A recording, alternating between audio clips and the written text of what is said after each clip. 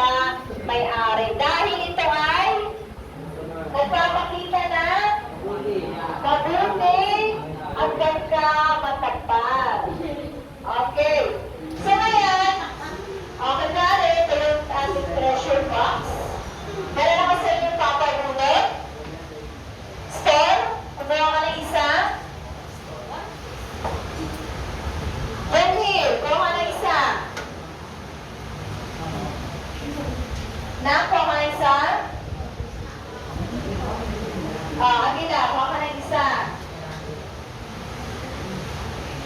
Kayo dyan, kuha ng isa. Ayan, tingnan ang inyong mga nabunod. Okay? Ano ang naban, Mister? Punta din sa unahan. Dongil, ano nabunod natin? Punta dito. Ipakita ang iyong mga nabunod sa salita. Pumunta dito yung mga kabunod. Now,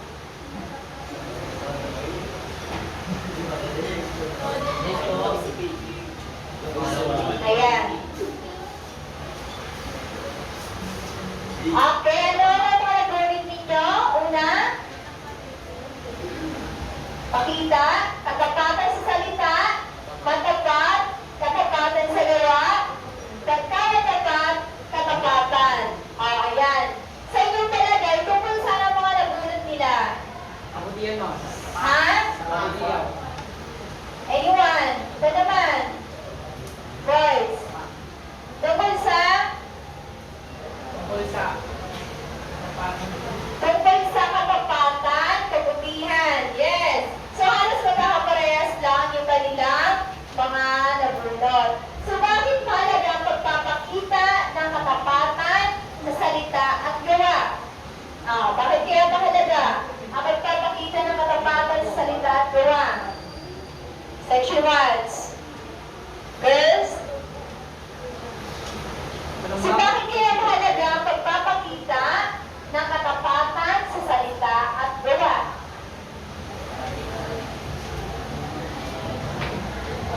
Yes?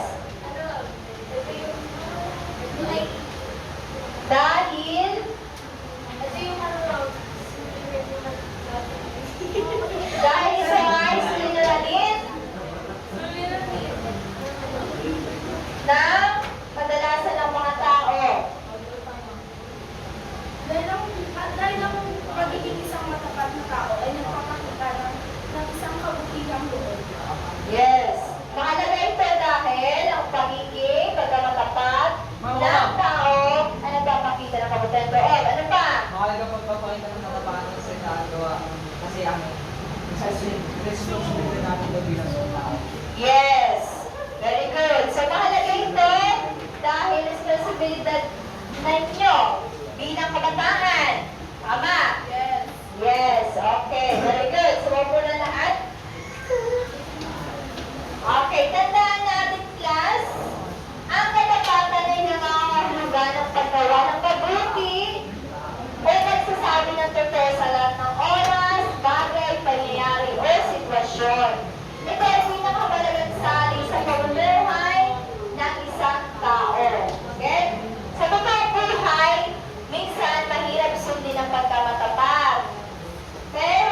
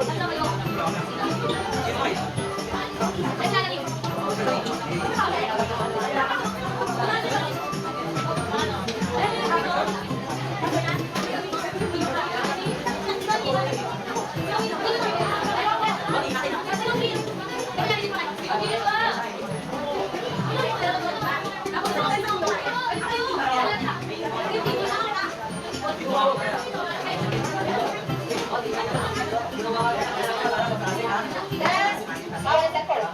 Bawal sa court, ha?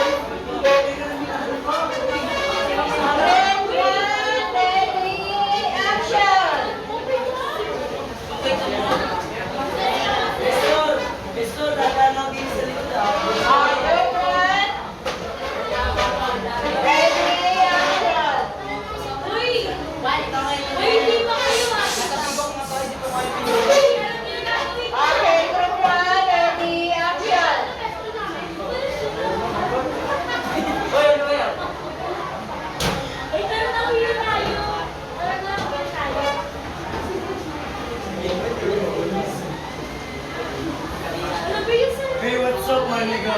Gusto ko na yung cellphone ko. Uy, mali yung ginawa mo. Masama yan. Balik mo sa mayari yan. Balik mo yan yun. Yung cellphone ko, di ba may cellphone yan? Ingat, Rian. Bilan lang yung cellphone. Yung cellphone ko. Sir? Ilan po ako yung cellphone sa restaurant? Meron po, nakabalik lang. Initraw po ako. Ala, aking puming. Sa mukha mo, sa'yo talaga yan. Okay na. The end.